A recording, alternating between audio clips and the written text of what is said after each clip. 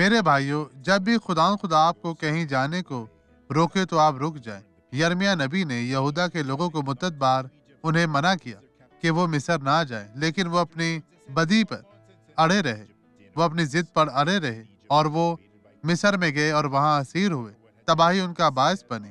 یہاں یرمیہ باب 46 آیت 5 میں دیکھ، میں ان کو گھبرائے ہوئے کیوں دیکھتا ہوں، وہ پلٹ گئے، ان کے بہادروں نے شکست کھائی، وہ بھاگ نکلے اور پیچھے پھر کر نہیں دیکھتے، کیونکہ چاروں طرف خوف ہے۔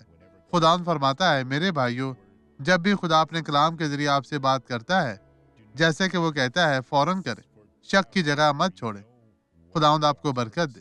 آئیں اب دعا کریں۔ باپ، آج میں ان لوگوں کے لیے دعا گو ہوں جو بیمار ہیں، جو سن نہیں سکتے، جو دیکھ نہیں سکتے، جن کے لیے اٹھنا بیٹھنا چلنا پھرنا مشکل ہے۔